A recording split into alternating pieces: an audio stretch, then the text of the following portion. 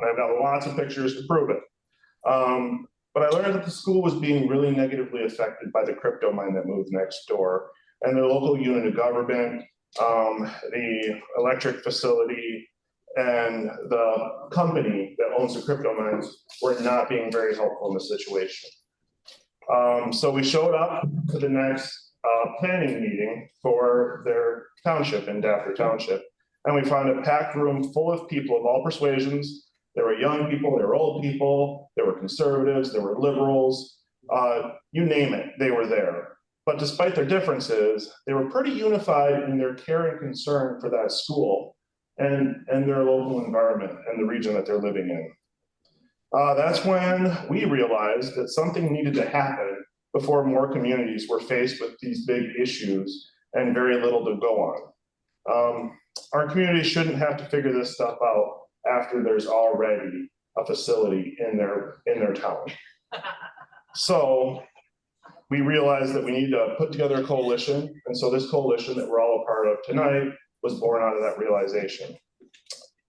So tonight we're coming together to learn from one another. We'll hear from a representative from the school itself and learn from their real life experiences. We'll also hear from one of our partners, the National Coalition Against Crypto Mining, to learn more about this technology and how it's affecting rural communities like ours across the nation. We'll also learn about how one township in the Eastern Upper Peninsula is taking action to protect their community.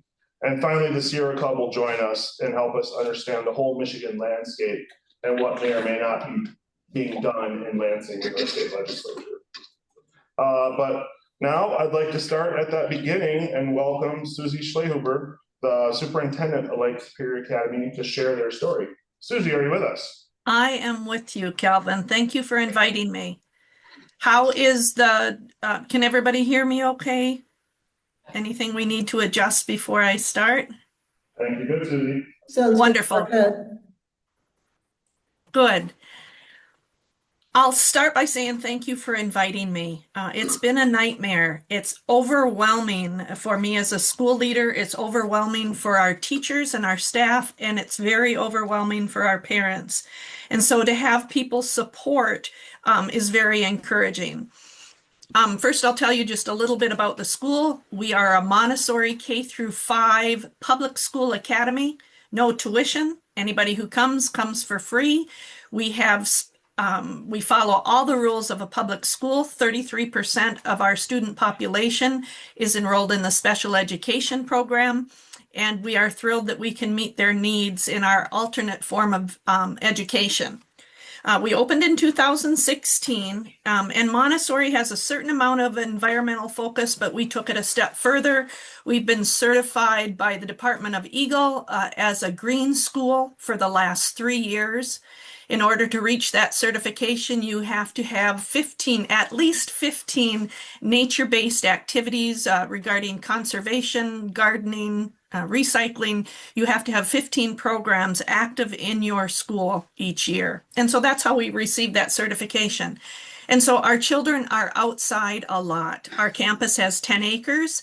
Little Traverse Conservancy purchased 40 additional acres for our school to use. So we have a 50-acre campus, and we take advantage of everything that we can, snowshoeing through the winter, gardening, learning about the trees. The kids are outside constantly, no less than 2 hours a day, and most oftentimes more than that. So that's about the school. Now I want to tell you about Bitcoin and try to help you understand how real it is for us.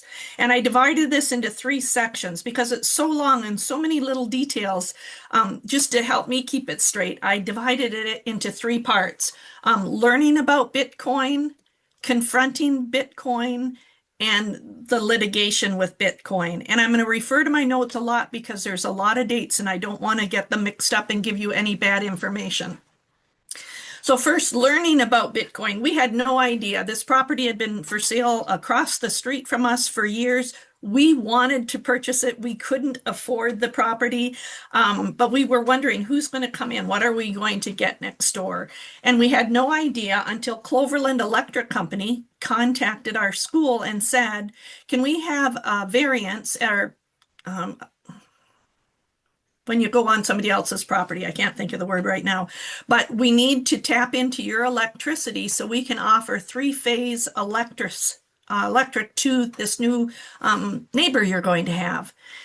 And that's not a decision I can make. So I brought the information to our board of directors, and they obviously said we need more information. And Cloverland said, well, we'll send a representative to talk to you.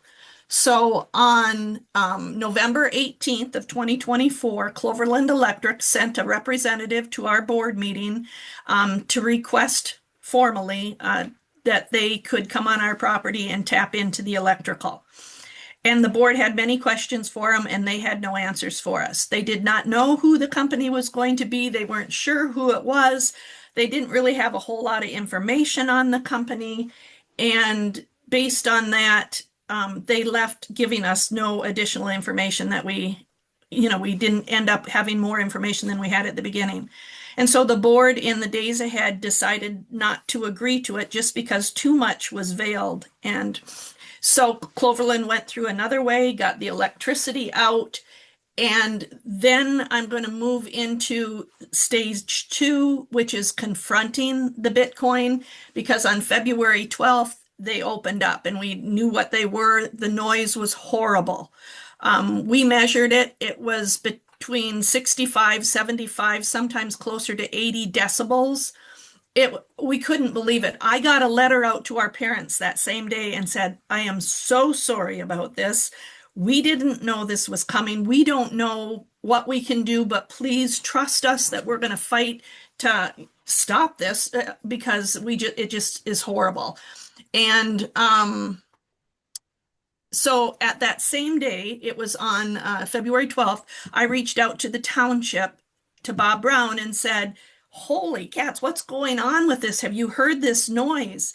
And I left a message. He didn't answer the phone, but I got an email back from him. And he said, Bob responded in an email to me, and he said, be good neighbors. And the dispute should be handled by the school in Odessa.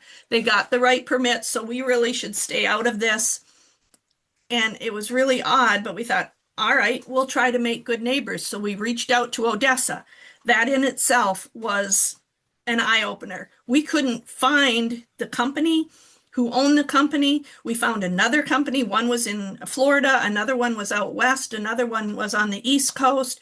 Nobody would say that they were in charge, but we were able to get the word out that we'd really like somebody to come and meet with us and talk to our school board so we could know, what's going on.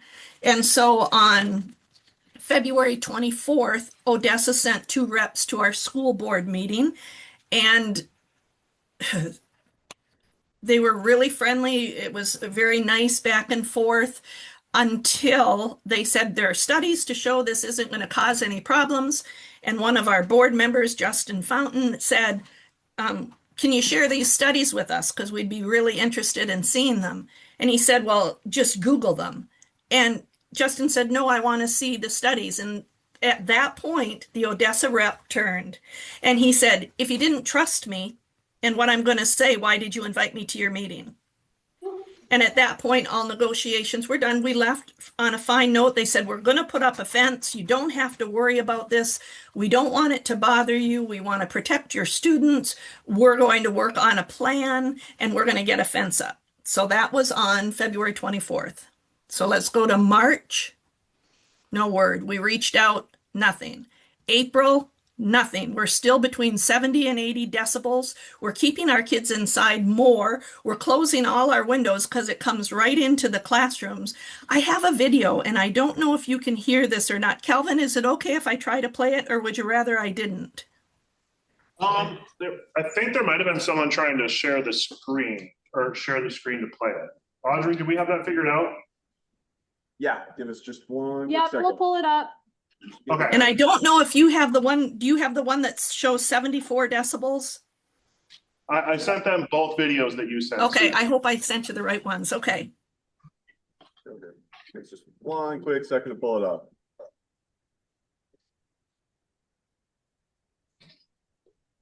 I'm gonna try to match the sound. So I have a meter on my phone and I'm gonna try to get the level the right way. Once That we sounds- figure it out. Different for the speakers. Well, I'm gonna match the decibel level. I'm gonna get the sound to be the same. This was on May 21st, still when the noise was loud.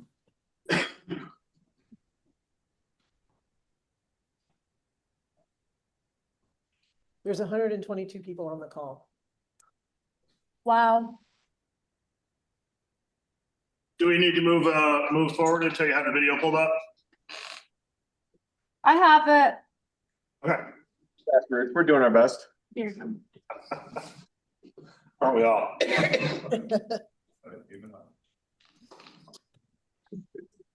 Hold on. We got this. Probably.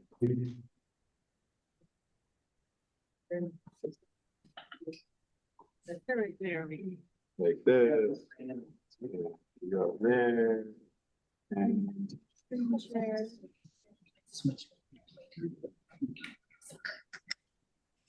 yeah. Yes, it will. Something's happening. Then there's another, so that one is where the. Just for good measure, let's do that one again while I grab the other one. Yeah, that one's from September 15th after the hay bales. Yeah, we can't hear anything though. Sound, maybe So the they sound. put hay bales, the big round hay bales around the building to try to dampen the sound. I wanted to show you what it was like before the hay bales. Yep, here we are. Yeah, we can't hear it, but we see the decibel reading.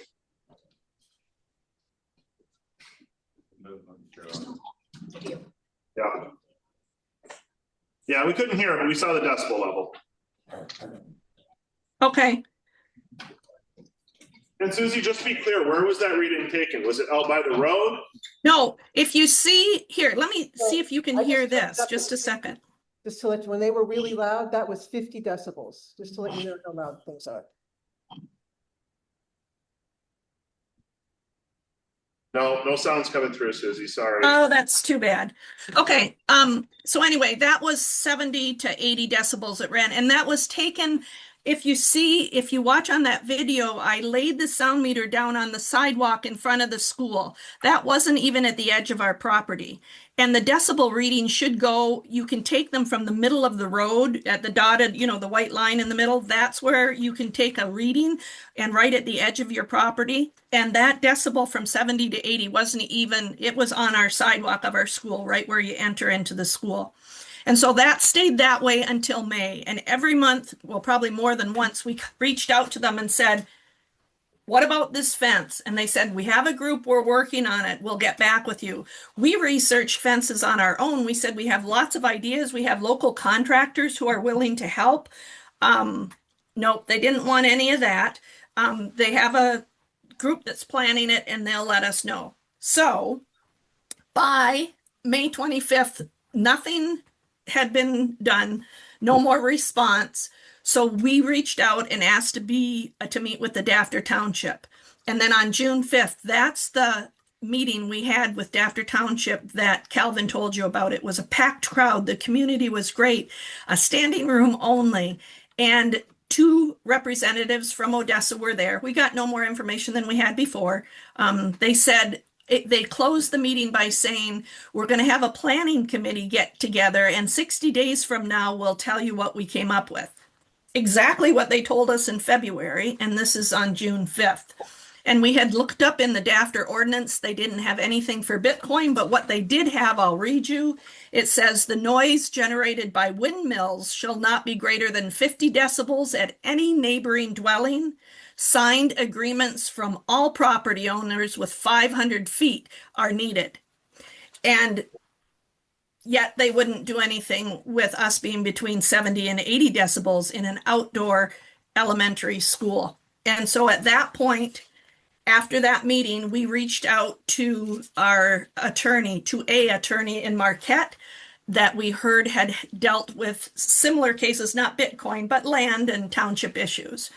And So they started gathering information. On the 26th of June, they filed an injunction with the Chippewa County Court asking that we would be relieved from this noise. The next day, on the 27th, we were notified that Judge Lambros gave us, he agreed with us and he would shut them down for 14 days while this was researched.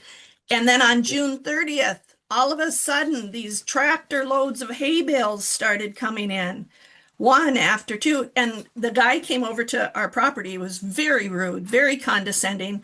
And he said he bought these from the local ranchers and they've done studies on it, and the hay bales are the best way to stop noise. And so they dropped off 250 of them between right at the edge of their property, and that was going to be their fence. And so there was no resolution. And that's when it's moved into the third stage, which is the litigation process. The hay bales did help. The hay bales keep it from 48 to 58 decibels, depending on the wind, the day, but it's still over 50 every day. It still hasn't been kept under 50. They have 6 data trailers right now. They just put in fiber optic last week. They told us specifically they're planning to grow. They want to be larger. And so it's not even contained under 50 decibels with 6 trailers. And now they're going to be growing. On August 13th, we packed the courtroom in Chippewa County and asked the judge to hear our case. And he said, let's do mediation first. And so he said, I want you guys, you should be able to work this out. So on Friday, October 17th, we went to mediation in Petoskey with our attorneys, and nothing was resolved. The last thing I asked was, if you just promise not to grow and not to be any louder than you are right now, we'll drop litigation. And the mediation ended at that point. So then on January 7th, we went to court once again to try to get it going. We wanted to ask for a jury trial, get a date set. And at that time, Odessa filed against Lake Superior Academy. And they said, we're harming their business. We're costing them thousands of dollars. And they want us to put up a guarantee, a bond. We need to be forced to put up a bond to cover their damages. Unbelievable. Okay. The judge, he didn't award that, but he wouldn't schedule a jury trial. He said, let's take another 120 days for you to, for discovery, which is gathering information from both sides. They've already subpoenaed all my texts, all my emails, anything that has anything where I mentioned Bitcoin. It's been horrible, horrible, horrible, but they're trying to get us to give up. And they've picked the wrong people to fight with if that's what they're hoping for. And they have very deep pockets. It's cost our school $25,000 so far. And if you've ever worked on public school budgets, you know that we don't have that. Our school is in fine financial state. We've never in our, since we've opened in 2016, spent a penny over our budget. So we have a little surplus. We have a good fund balance that's allowing us to right now work and actually fight them a little bit. But we are to the point where we can't, we really need help. And so we opened a GoFundMe page. Kelvin has all that information. We need help. Our school cannot fight this large corporation. And it's not just Odessa. When I started this fight, I thought, why in the world would any company in their right mind, and they knew they're an environmental issue, why would they set up right across the street from a K-5 environmental school who's outdoors all day? And I thought that's just really weird, but I no longer think it's weird. It's strategic. They want this to set precedents for all over the United States. If they can win and be able to continue and grow across from an elementary school with little kids, preschool kids, 4-year-olds to 12-year-olds, then they can go anywhere they want. And so we're asking for help, help just to fight this company. And I really appreciate that you allowed us to be here tonight to share our story and our pain with you. Thank you, Susie. Thank you.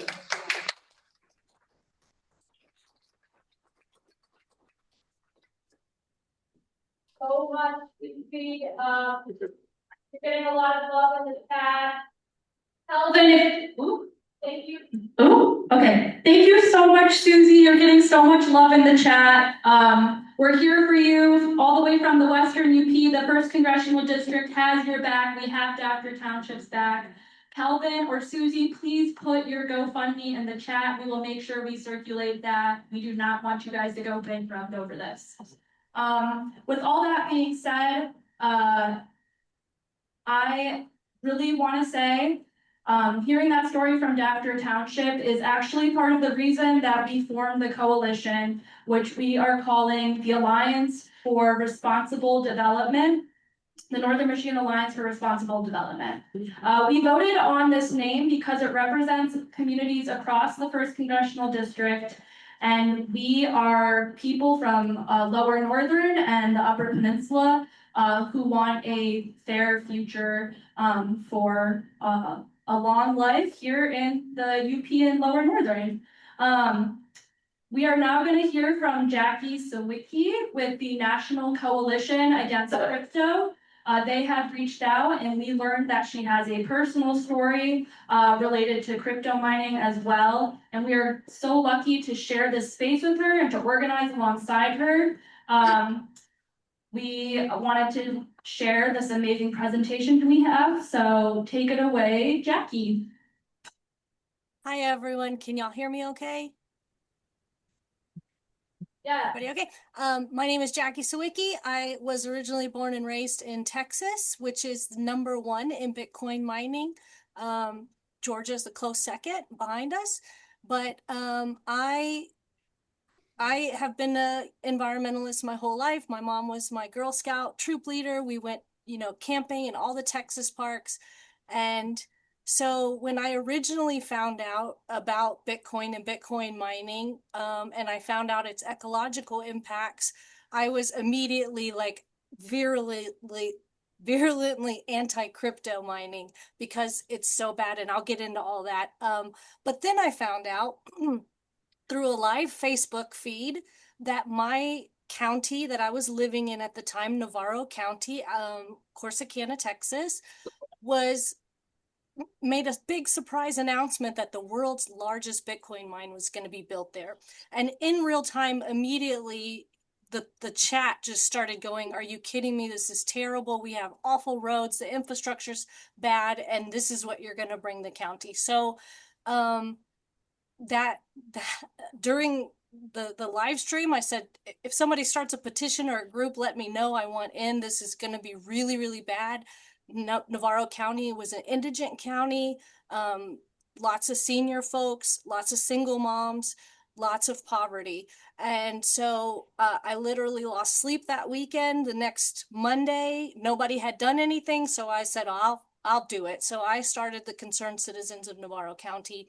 And, unfortunately, Susie's story, and thank you so much for sharing, is not unique. These guys, this is a pattern, and they're doing it across the country. So I fought the good fight. We did not win. The company that I was fighting, Riot Platforms, currently already is operating North America's largest Bitcoin mine in Rockdale, Texas. And they have deep pockets. They are in a public company, so they have a lot of investors like BlackRock. And now even, the Trump family is now in the Bitcoin mining business. So there's a lot of really deep pockets and big interests that have a piece of this pie. So what I became was an expert in the technical aspects of Bitcoin mining, the stuff that kind of, what I first tell people, #1 is you can't believe anything that comes out of these people's mouths. They are deeply deceptive.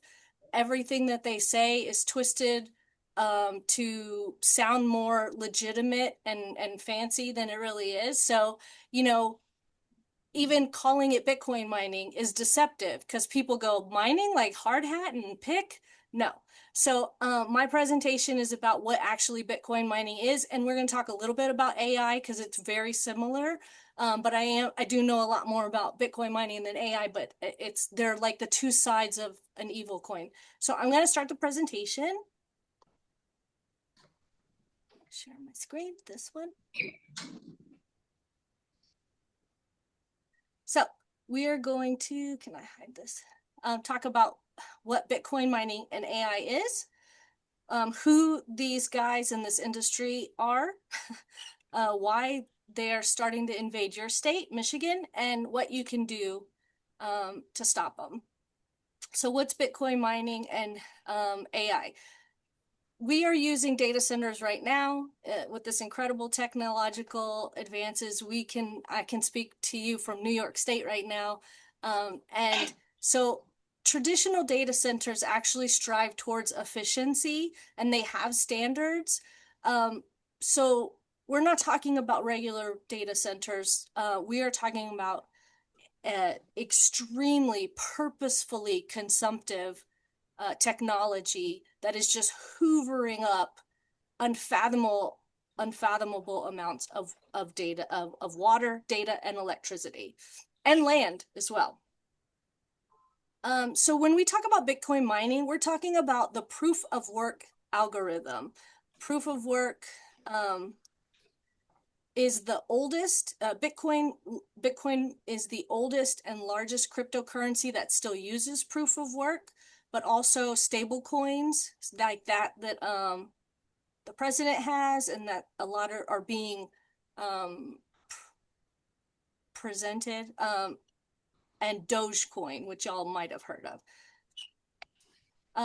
Large language models. So for high performance computing is another word for AI, or LLMs, which are large language models. Again, just scraping the internet, hoovering up copyrighted material, every single word that you've ever typed up, just trying to accumulate as much information as they possibly can so that they can in turn train their models and use that information to spit out regurgitated nonsense a lot of times. So what is proof of work? All of these computers, millions and millions of computers all across the world, are essentially trying to guess a magic number. Now, again, the deceptive industry will say Bitcoin mining is complex mathematical equations and they're like breaking encryption. No, it is a brute force attack.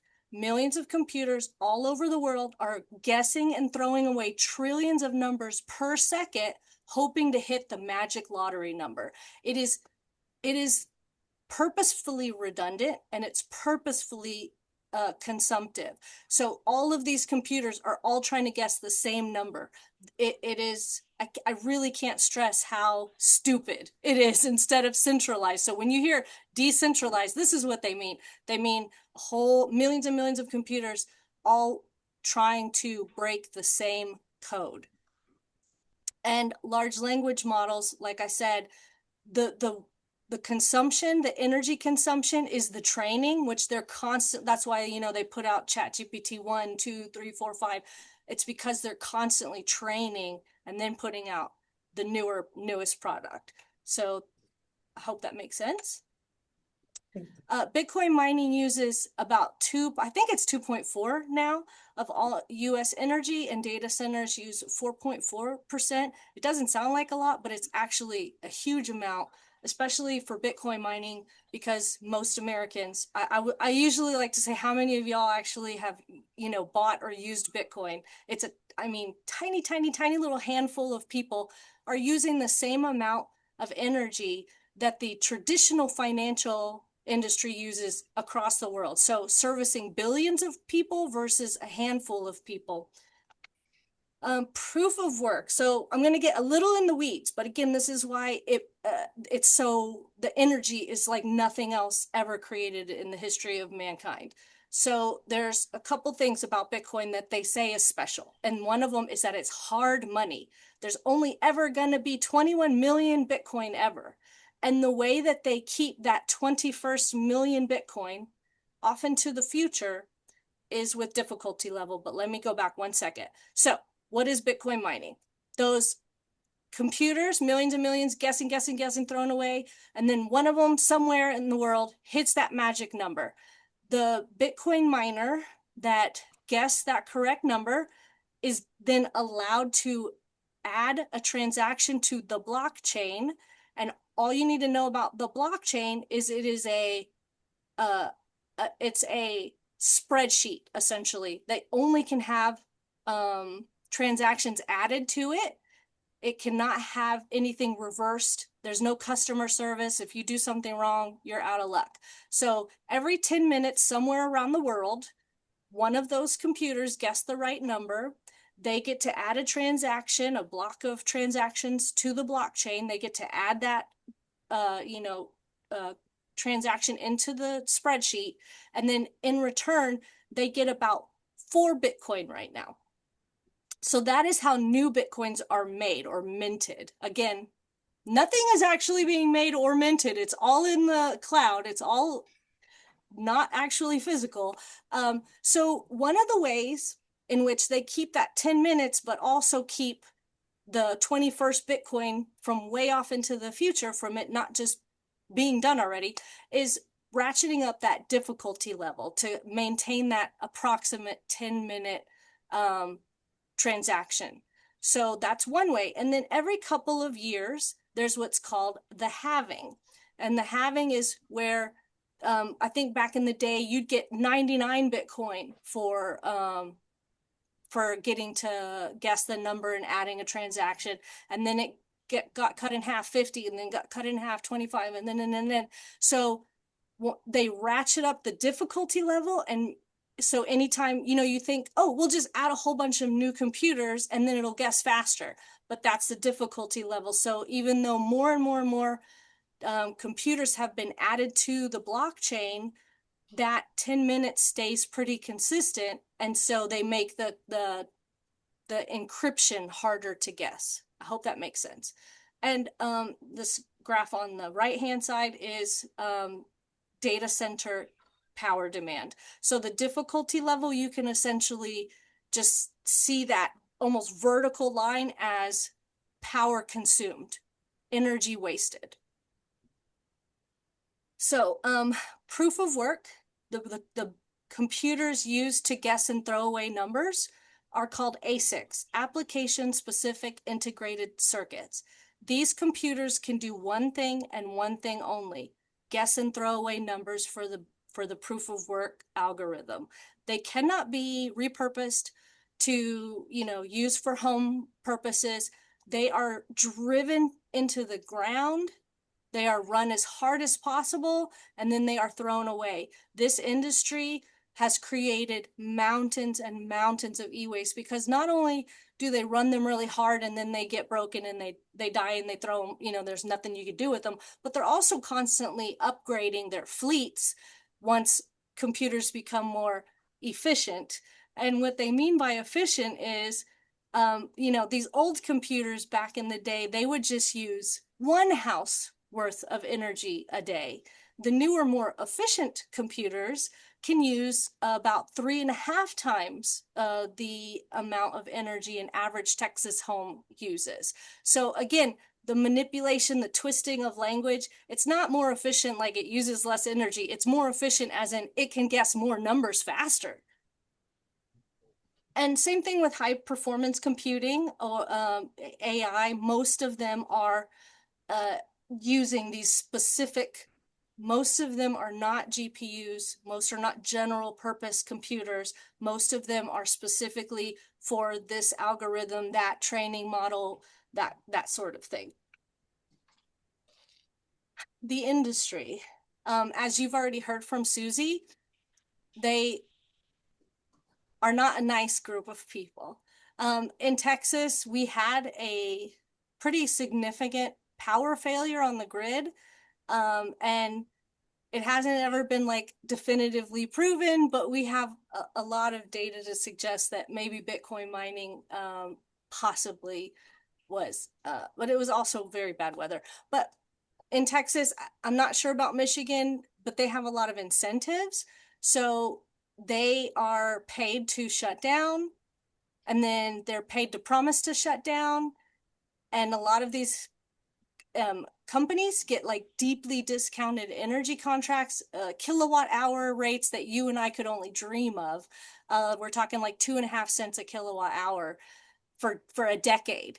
And then Texas is quite unique in that it has a deregulated energy grid, and it's almost like a stock market. So these guys play arbitrage. They buy really cheap. When energy demand goes through the roof, they'll shut down and resell that energy. It's not like that in Michigan, I don't believe. They mostly use fossil fuels. Every once in a while, industry funded report will come out and say, oh, look, Bitcoin is using 50% renewables. Absolutely not true. Going back to that difficulty rating, even adding green energy to the mix, every time a new company revs up and adds themselves to the Bitcoin proof of work algorithm, it makes the entire ecosystem work harder. And so there's going to be you can't add enough green energy to balance out or negate the dirty fossil fuels. And in fact, in Texas, they're building new power plants, new dirty methane power plants to satiate the demand of Bitcoin mines and AI data centers. I really love this graph.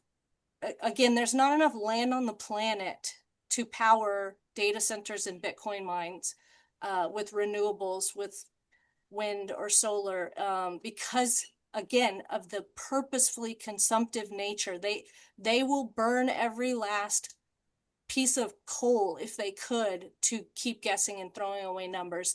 And there's just not enough green energy right now. They drain local economies.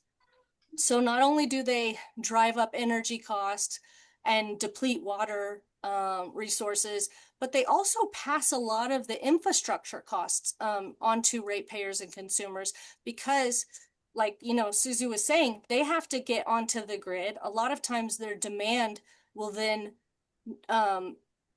necessitate more generation, more delivery. So power lines, power plants, they're not paying to build those things, you are. And they undermine democracy.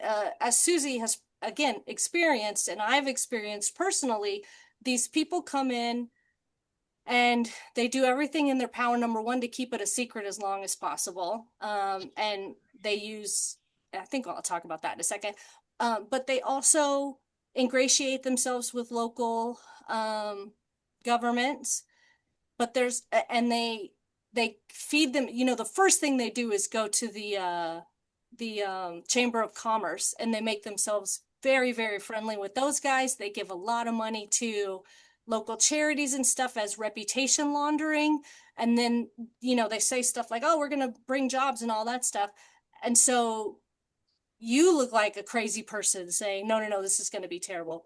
But they also have their own, the Satoshi Action Fund is a national lobbying effort that was actually originally started as an oil and gas lobby, which is quite interesting, and I'll talk about that connection in a second. But the Satoshi Action Fund is shopping around to every state a thing called Right to Mine or Blockchain Basics Act.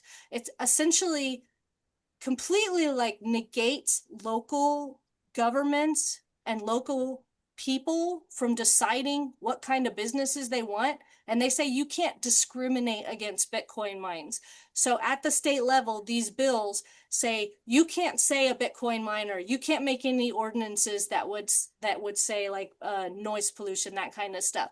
You can't discriminate against Bitcoin miners, whether you like it or not, whether your entire community likes it or not, you're gonna have a Bitcoin mine. So you have to stay vigilant. And these, again, the Satoshi Action Fund are very well funded, and they have a lot of big backers. They drive up costs. So Bitcoin is the same age as iPhones.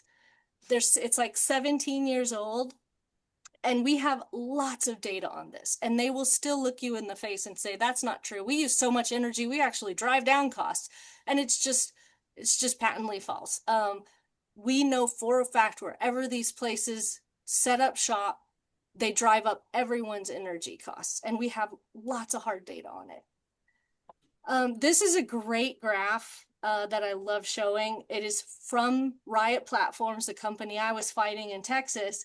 In 2021, China kicked out Bitcoin miners. China was the #1 Bitcoin mining country, and they made Bitcoin and Bitcoin mining illegal. There's still a huge black market, but Governor Greg Abbott of Texas said, "Come to Texas. We have a deregulated market and cheap energy." And they did come. And this little red line is, I added that. And you can literally see that, like, the orange line is Texas. Yeah, orange line is Texas, blue line is the United States. And energy costs had been pretty stable for quite some time. But you can literally see when Bitcoin came to town, when Bitcoin came to America, it just started going straight up. And now we're starting to see AI has caught up with that. But it's pretty shocking that their own propaganda that they're trying to say, no, it's not Texas, it's not Bitcoin. Look, everybody's power has gone up. And actually stuff is cheaper in Texas. It is, but Texas is #1 in fossil fuels and green energy. Texans should be getting like dividend checks from their energy wealth, but instead they're seeing their prices rise just like everybody else's. And data centers and Bitcoin mines use a lot of water. So, and they usually set up in areas that are already drought stricken and drought prone. So there is some controversy over the 1 bottle of water for every AI inquiry, but we do know that these use a ton of water. And the reason they use so much water is going back to those really high-powered computers that they're running just 24/7. They need water to keep the ambient temperature cool so those computers don't catch fire and burn up, which happens. So that's another, I don't want to fear monger, but it's a safety issue having one so close to a school, because it is a real concern that these facilities start a fire. So it is estimated that every single Bitcoin transaction used a pool's worth of water. That is 6 million times more than a traditional credit card swipe, which uses about a tablespoon. And then there's been, they say every inquiry on ChatGPT uses a bottle of water, but now that's been debunked. But I'll say to you, like, just using any water for like technology that hasn't been proven and that gives bad results and is just dumb. Sorry. And then there's a thing that they're starting to say a lot. You'll hear, with the National Coalition, we hear it a lot when these companies come to town. They say, we're not using that much water. We're going to be doing immersion cooling, which so the computers don't catch fire. They put the computers underneath this like mineral oil mixture, and it's supposed to use less water. But guess what? You still have to keep the mineral oil mixture cool. So that uses a whole bunch of water. And so this was a graph. It took us 6 months to find out how much water Riot Platforms planned on using. And it turned out they wanted 1.5 million gallons of water a day, again, to not produce anything. And that is like, orders of magnitude larger than the average Texas industrial facility, which is just shocking. And again, Texas is drought prone. So whistleblower information, I've literally sat in a meet and greet with one of these companies, and they say that the immersion cooling liquid is so safe I could drink it. And I was like, that's a lie, because we have whistleblower information showing that it's actually quite toxic. And they have had oil spills in New York in one of the Finger Lakes of this, and we think it was the immersion cooling liquid. And as Susie has stated, the noise is unbearable. OSHA law that's on books right now, it's like 80 decibels, it's like upper max, but that is for work hours. That's like an 8-hour day. We are talking 24/7, 365. And a lot of times, if they don't have those sweetheart energy contracts, they ramp up at night because that's when energy is cheaper. That's when there's less demand. And so we know for a fact, that noise pollution is detrimental. There's an incredible, organization called Quiet Communities who's doing a lot of work in this field. And, in Hood County, Texas, there's a Bitcoin mine smack dab in the middle of a residential rural neighborhood, and children are going deaf, animals are on antidepressants. As a chicken lady, I have heard from multiple people across the country that their chickens will just up and die for no reason whatsoever, that turkeys are unfertile, the eggs aren't hatching, that kind of stuff. So when they say, oh, there's no proven, studies that show noise pollution, that Bitcoin mining is bad for humans, that's not true. And again, they're extremely, extremely dishonest. They will say anything to keep their operations going. The e-waste, we don't see it in this country.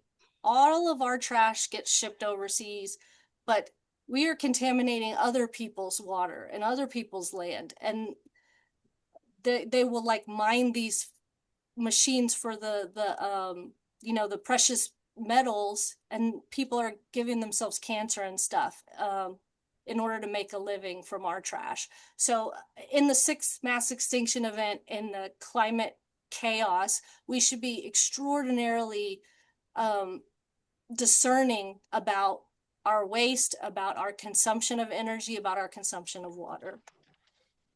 And they're radically secretive. Like they use NDAs to keep local officials quiet. We didn't know the Bitcoin mine was coming until it was too late, until it was a done deal.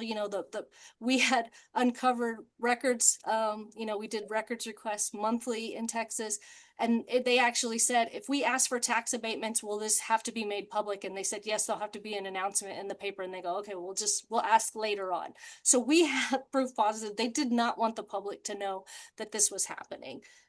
And that, again, in the NCAC, we represent 25 states in the country, and this is something over and over and over again that we hear. So Jackie, I'm sorry to say we have about 1 or 2 minutes to Okay. wrap up for the next, because we want to stay on time to end Sure. it. This is not proven technology. And again, I'd love to ask how many people here are actually using Bitcoin. Bitcoin is a Ponzi scheme. I'm going to say the obvious, and AI, AI isn't there yet. And it's a choice. This is really, really the most, if there's anything I want y'all to really take away, it's that this is a choice. So the second largest crypto, Ethereum, switched from proof of work to proof of stake, and they reduced their energy consumption and their water consumption by 99%. So making children go deaf, like invading people's spaces without their consent, tearing down hundreds of acres of pristine rural forests and prairies is a choice. They do not have to operate like this, and neither do the AIs. They can use smaller models. Why Michigan? I'm going to go real fast. Y'all have a great climate. Again, you want those computers cool. State incentives. They're trying to, I think, block or roll back these incentives, but y'all kind of invited the vampires in. Y'all have a lot of beautiful rural land, which is their prime real estate, and y'all have, skilled laborers, electricians, contractors, that kind of stuff. And as you know, AI is just like exploding. Contact the NCAC if you want more information, if you want to get involved, if you know of another crypto mine that's coming to town. And we're also working on AI as well, because the top 10 crypto miners are all pivoting to AI because the writing is on the wall. Nobody's using crypto. And please join a local org. I'm sorry if I missed y'all's logo, but I want to say thank you so much. Y'all are incredible for getting this this incredible event going across the region. It's just so inspiring, and I'm so honored to be a part of this.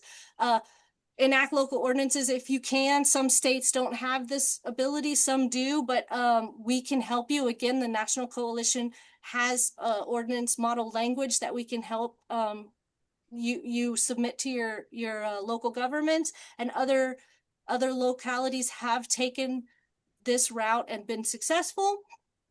And contact your reps and vote. And I heard you talking about money in politics, and that has so much to do with the Bitcoin miners. The crypto industry spent more in the 2024 cycle than the oil and gas industry or the pharmaceutical industry. They won. They got everything they wanted from from spending all that money. So I think money in politics is the root of all evil in this country. So thank you so much in solidarity, and I really appreciate y'all listening. And I'm happy to answer questions if you have any. Thank you, Jackie. Well done.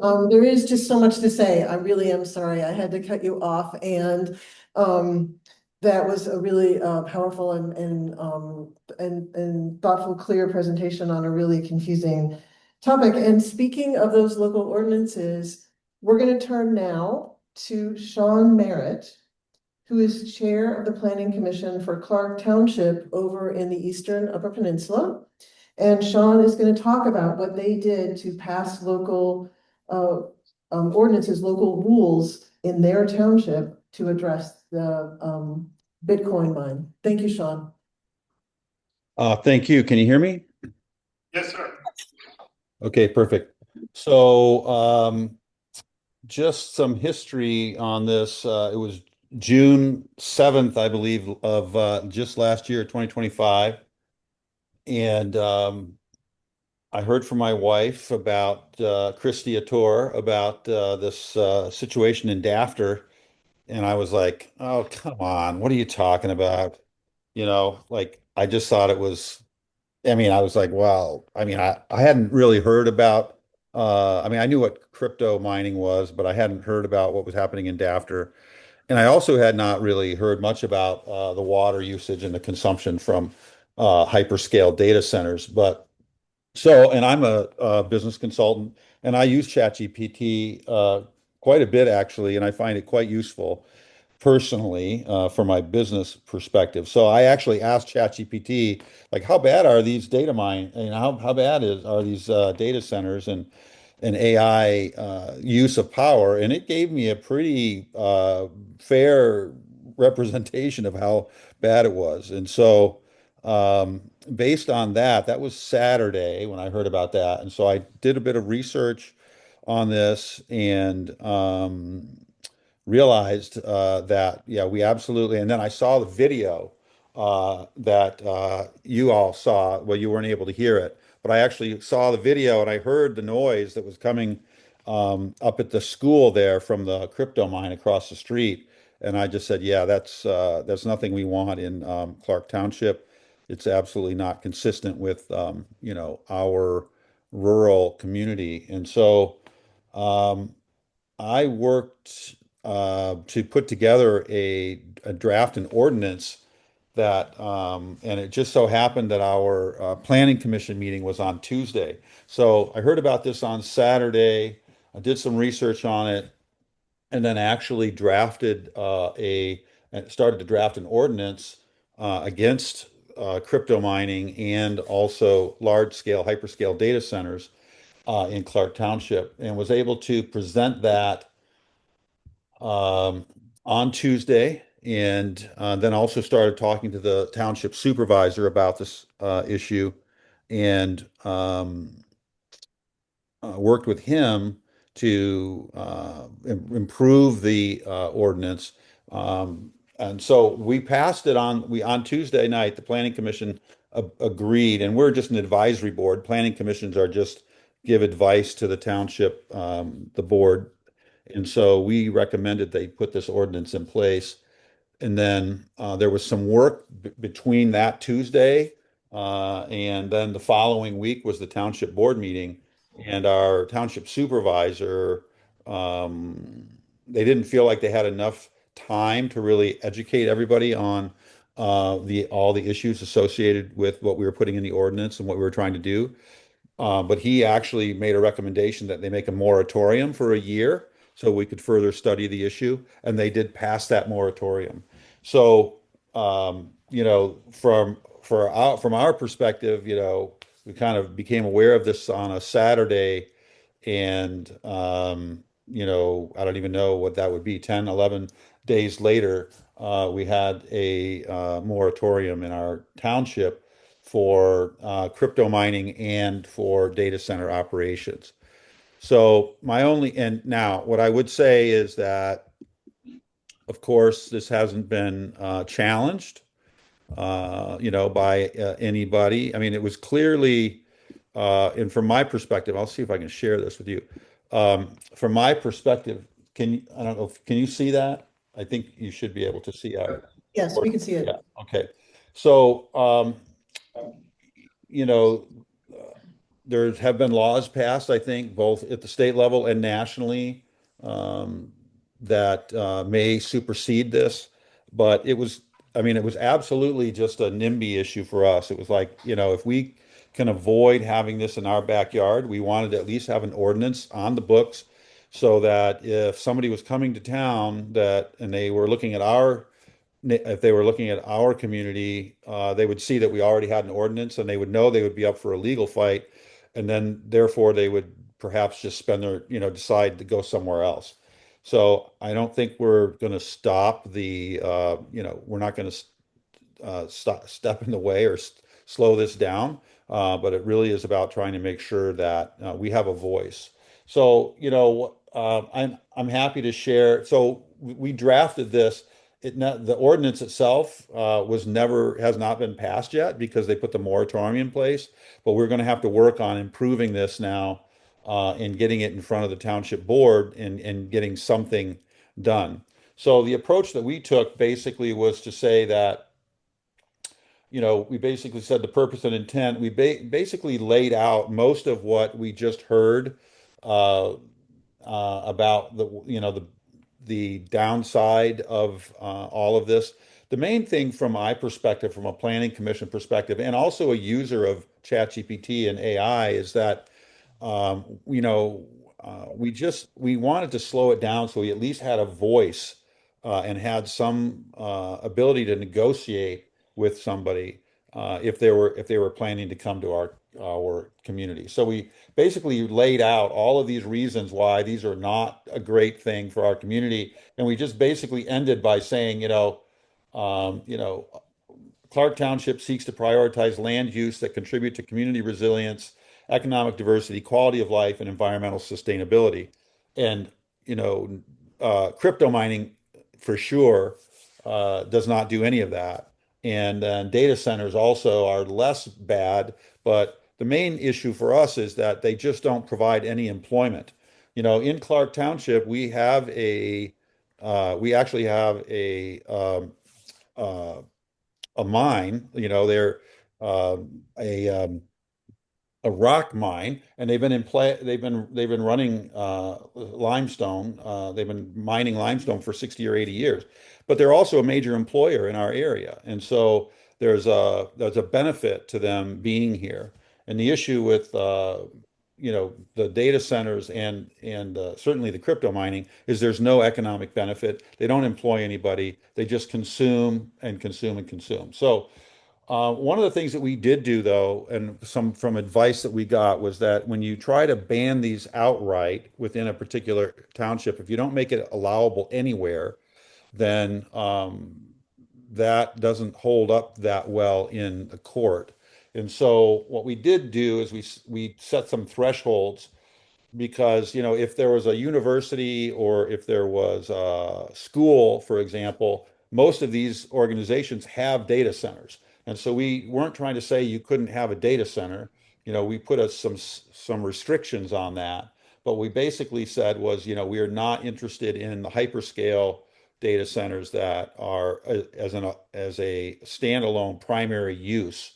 So we defined what these things were, and then we also said that we're going to have prohibited uses. So crypto mining operations, whether as a principal or an accessory use, is disallowed. Commercial data centers, as defined above, as a principal or accessory use, are not allowed. Hyperscale data centers, as defined above, are not allowed. And then we also said if anyone's already started this, then it will be considered a non-conforming use, and no new development, expansion, or repurposing of a non-conforming structure for the purpose described above shall be used. So even if somebody already has a building, they're not allowed to repurpose the building to do this. So again, what we did say is, look, there are commercial and industrial zones in Clark Township, and if you're so interested and you needed a data center, then you certainly could have one as part of an accessory use to another business. So if you're doing something else that's valuable and you need to have a data center, you certainly can have one. And but we put some restrictions on what that would look like. As I said, we didn't finish all of this. It needs to go out and have a lawyer review it. And we didn't go that far in this iteration because the township did pass a moratorium, but that is going to be coming up in June. And so we're going to get busy again as a planning commission and do a little more research on this and try to put together an ordinance that will um, allow us to at least have a seat at the table if somebody did come to town and say that they wanted to put a data center in here for some reason. So I'm not sure I can take any questions. I don't know as I have anything. Well, sorry, John, this is Jen over in Marquette. We are gonna have to move on. Yep. But this was, again, the invaluable on-the-ground actual experience of people here in the UP, Northern Michigan, and how they've addressed, this new business. Michigan does not allow, you have to let a legal business operate, but you can put guardrails up. And this is a great example of how to do that kind of guardrail work. Thank you very much. And we'll be sharing this information with everyone who signed up. We're now going to hear from about the state level legislative work from Tim Menotis, who's the legislative and political director of Sierra Club, Michigan. He's going to give us a very quick update on where we are at the state level. But again, this is one of those issues where what happens at the state and what happens at the local level are both very important. And then we're going to have a Q&A for the press. And then Calvin Carter's going to wrap us up at about 8:20. Thank you. Go ahead, Tim. Yeah, thanks, Jen, and I'll try to be brief because I want to be cognizant of everyone's time. So right now in the state of Michigan, and this is just as of mid-December, developers have eyed at least 16 sites in 10 counties across the Lower Peninsula for these power-hungry server warehouses. And so, I'm going to talk a little bit about, what is going on at the state level and what is not going on at the state level.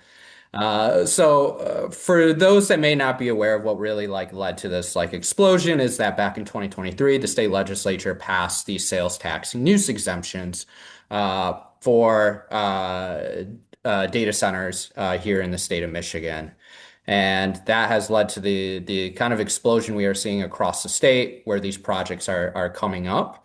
And because of that and the amount of pushback and the amount of work that I know all of you all are doing around crypto and data centers for folks across the state, lawmakers are starting to take note.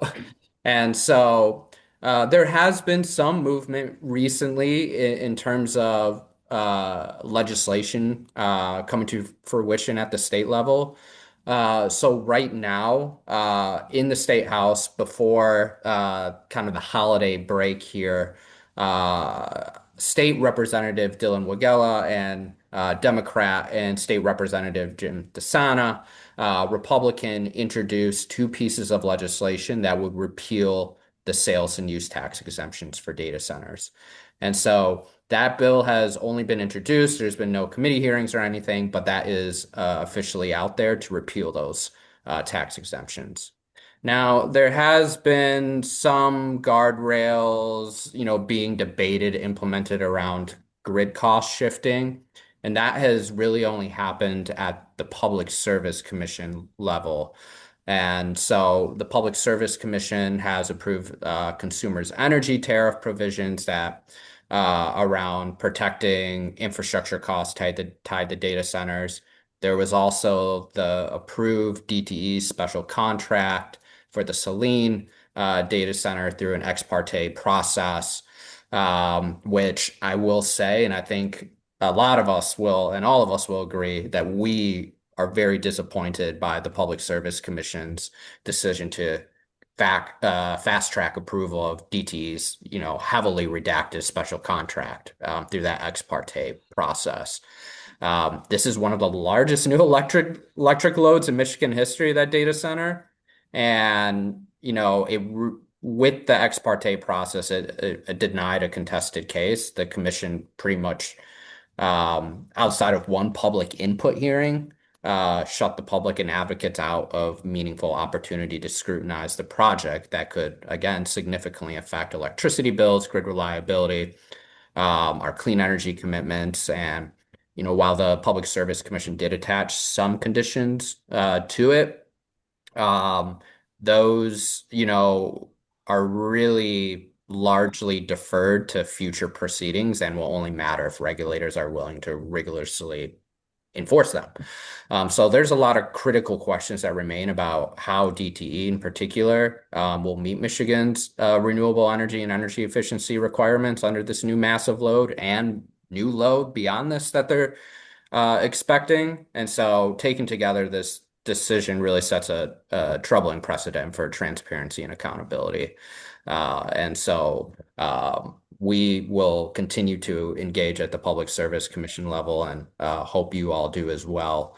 There has been also legislation introduced in the state Senate that would add transparency and water protection. So Senators Rosemary Bayer, Senator Sue Schenck, Senator Erica Geis from the Metro Detroit area introduced 3 pieces of legislation that would, 1, limit permits for extremely large consumptive water use, 2, protect taxpayers and ratepayers from, paying for infrastructure tied to increased withdrawals, and 3, would require the Public Service Commission to publish annual reports on data center water and energy use. But what is not being done or is still weak or unresolved is that transparency is still a major gap in big utility deals, as I just mentioned about the ex parte process with DTE's special contract. Clean energy compliance for tax breaks appears contested and potentially loophole prone in its implementation. And again, there's not been a single comprehensive statewide data center siting, transparency, energy safeguards, water safeguards really implemented into law. We haven't seen this broad, overarching policy mechanism and framework to really deal with all of these things. And so that kind of leads me to the crypto mining too. Also, as we have heard tonight, interrelated. There has been bills introduced at the state level that would limit local control over crypto mining. So the right to mine legislation that was mentioned earlier. This bill package would greatly preempt needed oversight and regulation, restrict state and local authority to regulate or even license these digital assets activity, greenwashes crypto mining, subsidizes high impact industry with weak accountability, prioritizes speculative crypto friendly policy over the public interest. I mean, what was mentioned, earlier. Again, what is not being done though at the state level is key safeguards that are missing. There's no clear statewide environmental or community protection framework for crypto mining.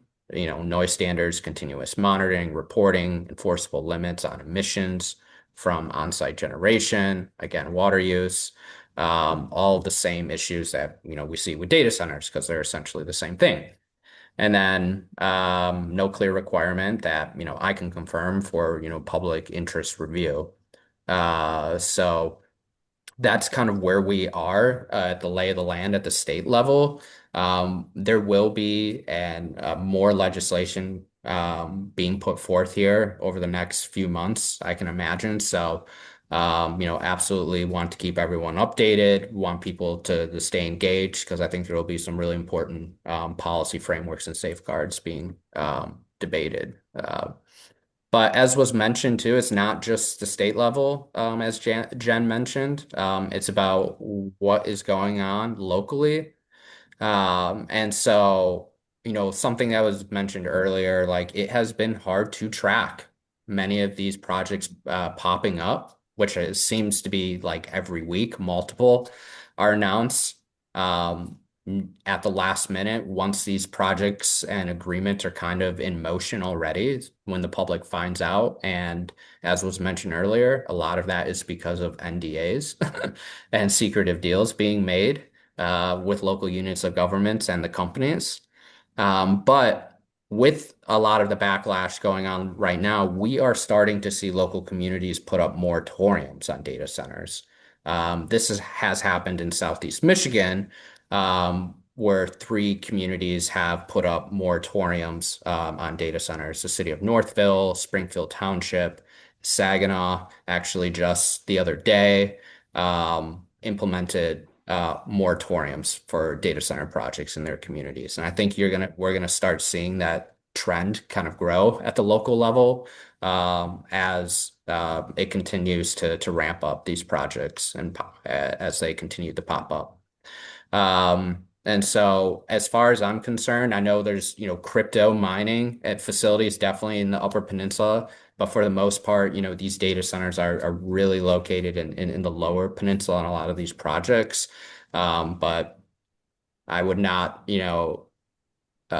put it past the Upper Peninsula seeing projects start to pop up soon. So my final kind of takeaway here, and happy, to answer questions best I can, that lawmakers and regulators must ensure these projects are held to strong standards so that they do not drive up electricity costs, undermine our climate goals, or shift the burden onto residents who asked for them, or who didn't ask for them, as well as we need to have transparency and public input and participation being a core piece of that. So I will stop right there because I know we're short on time. Thanks for everyone joining tonight and giving me the opportunity to speak with you all.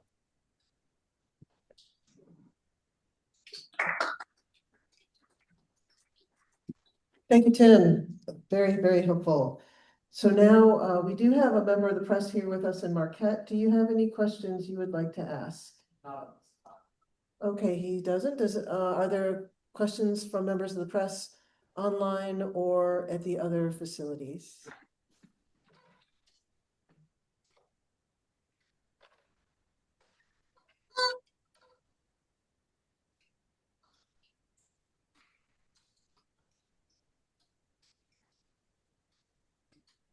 All right, I'll take that as quiet as a no. So we're gonna move on to wrap up with the person who started this out, Calvin Carter with Up North Advocacy. It's not from us. Oh. Thanks, Jen. And thanks to all of our speakers tonight for sharing their stories and their learnings. And thank all of you for showing up late on a Sunday, a snowy Sunday at that. I appreciate you sticking with us till the end. So the question is, what do we do next? And one of those answers is we stay connected. This conversation doesn't end tonight. As many of our speakers, laid out, there's plenty of work that we can do on this together. We'll be sharing updates and resources and future events through Up North Advocacy, but also through all of our coalition partners. That's the best way to stay up to date on what's happening locally in this regard and around the region.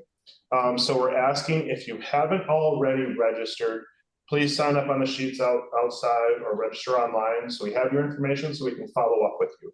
We're not going to abuse your inbox or your phone number or anything like that. We just want to make sure you guys are up to date on stuff. Second, we're asked that you guys talk about what you heard tonight and what you learned when you go home and go snooping around online. Bring those conversations back to your kitchen table, to your school board meetings, to your township meetings, to your county meetings, and let them know what you're thinking about. What we've learned tonight only matters if it's shared, right? And we're happy to help you prepare if you want to go to a township or a county meeting or someplace of that nature to talk about this stuff. Third is if this is already showing up in your community, or if you're worried that it might, again, reach out. Plenty of resources that we shared tonight, and we'll be happy to work with you one-on-one to figure out how we might approach your township or your county. And finally, if you're looking for a concrete way to act right now, we do ask that you consider helping getting signatures, especially for the Get Money Out of Politics petition. Sign, certainly, but also maybe consider gathering signatures yourself so we can see that on the ballot. And I just want to say, guys, that our shared mission tonight is really about protecting our schools, protecting our communities, protecting our ways of life. This is really a nonpartisan issue, and we heard lots of lawmakers implicated on both sides of the aisles tonight. But the one thing I have seen over and over and over again is no matter what people's personal politics, they all seem to be pretty united in that they don't want to see these things destroying our way of life in Northern Michigan and the Upper Peninsula. So I ask us to remember what our grandparents taught us, and that's to look out for one another and to take care of one another. And if we do that, that's how we're going to preserve how we live up here. So again, thank you all for coming and caring, and I look forward to working with you guys in the future. Thanks so much. Thank you, Bill.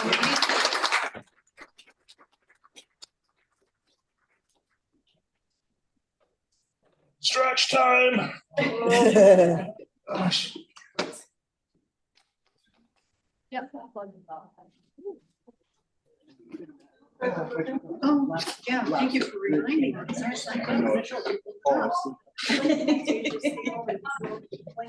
Well, you know me, I stay home 10 days a week. I don't go out.